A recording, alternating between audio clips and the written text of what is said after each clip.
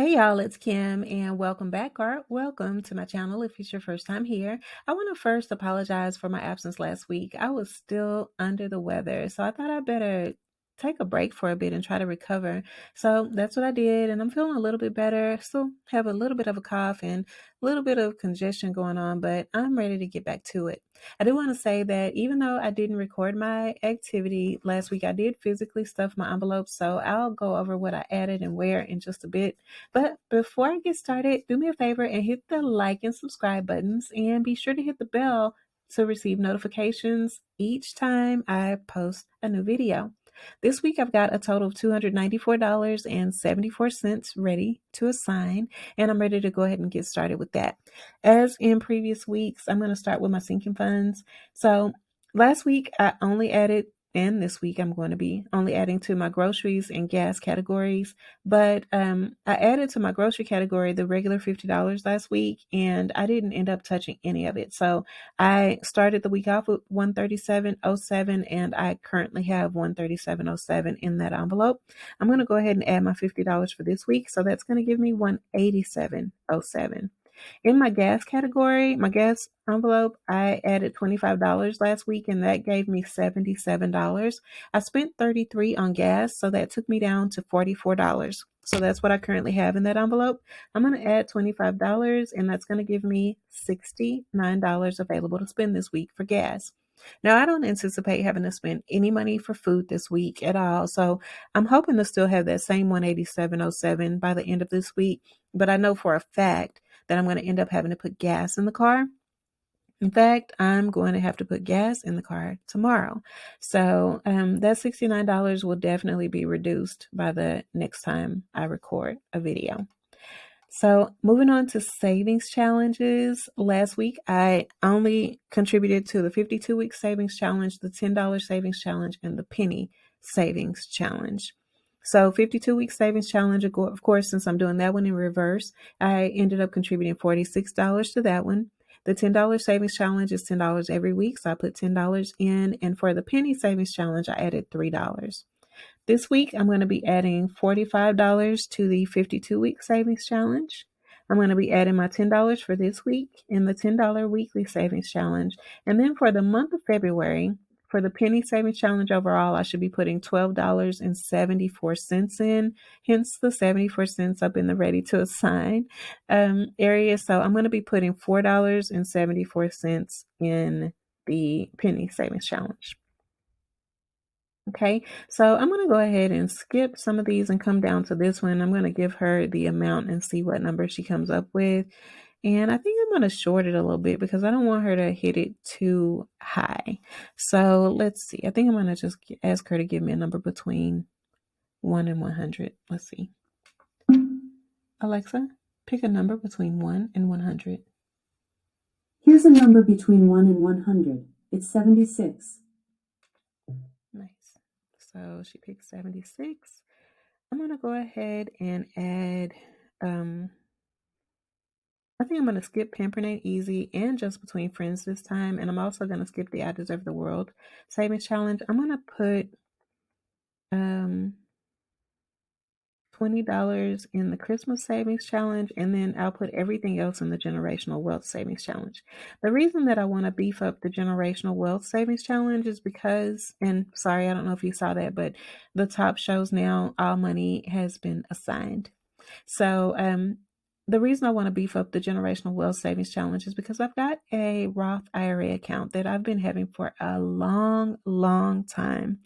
And when I first set it up, I set it up thinking that I knew exactly how to use that account, what it was for, how it works, and all of that good stuff.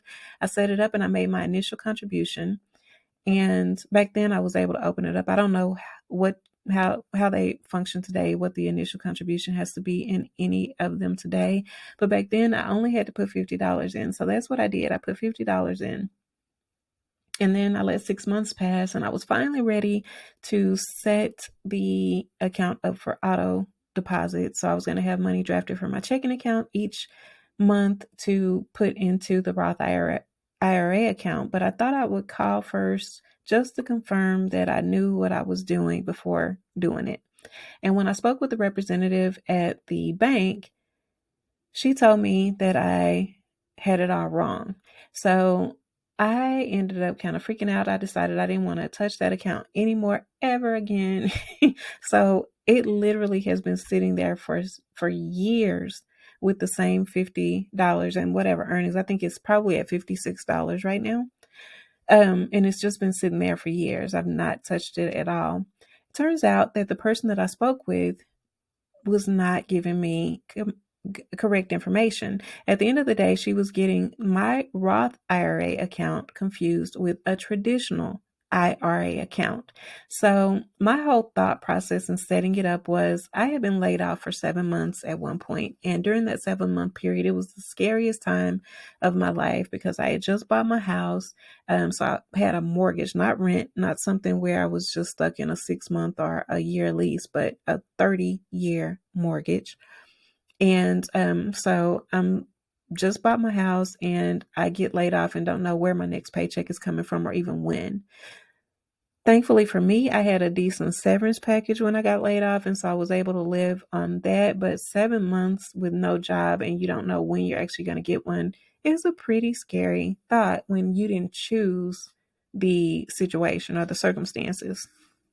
So I had a 401k account, but I knew that if I had touched my 401k account, I would end up having to pay taxes and penalties on the money. So when I found out about how Roth IRAs work, I thought, well, I'm going to set up one of those. So if anything ever happens again in the future, I'll at least have some money that I can touch with no taxes or penalties.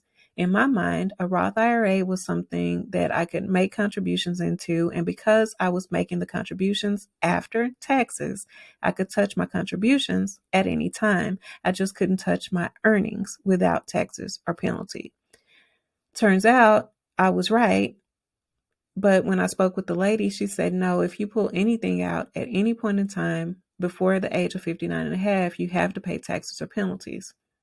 And not right.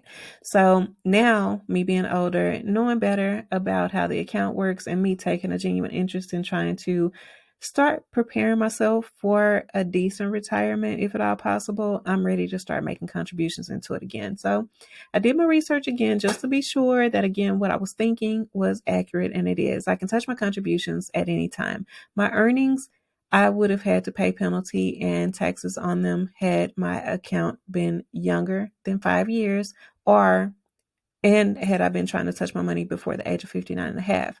Now, because my account is so old, and it's older, much, much, much older than 5 years, even if I decided to touch my earnings prior to 59 and a half, I still wouldn't end up having to pay penalties. I would always have to pay taxes on my earnings because I've never paid taxes on them. My contributions, no, I've already paid taxes on them, so I'm good. So again, that account is just ideal for me because to start making contributions into on my own, in addition to my regular savings accounts and everything. But I'm really ready to start using that account for what it's there for.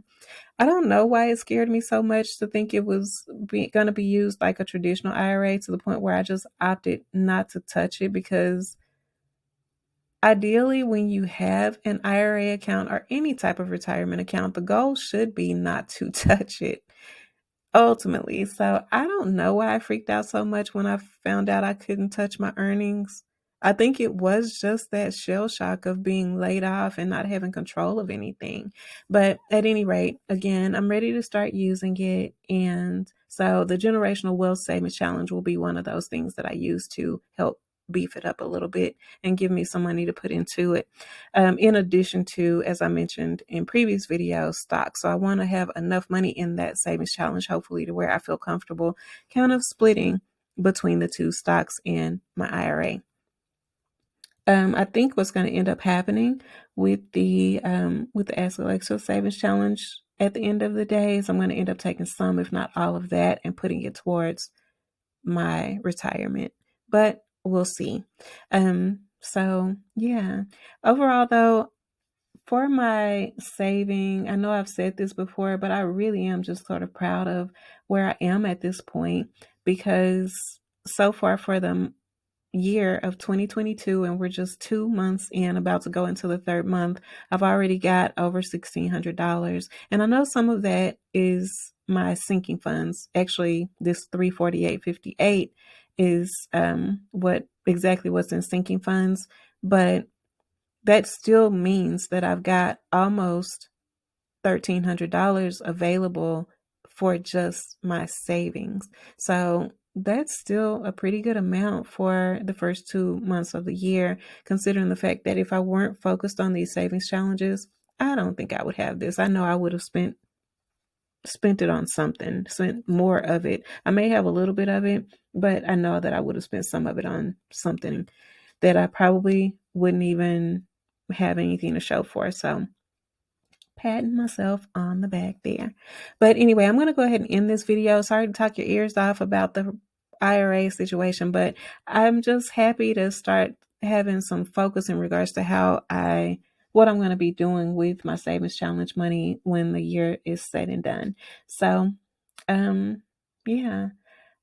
I'm going to go ahead and again end this one. If you appreciate me sharing my journey with you, definitely hit the like and subscribe buttons, and I will see you in the physical cash stuffing video. Bye.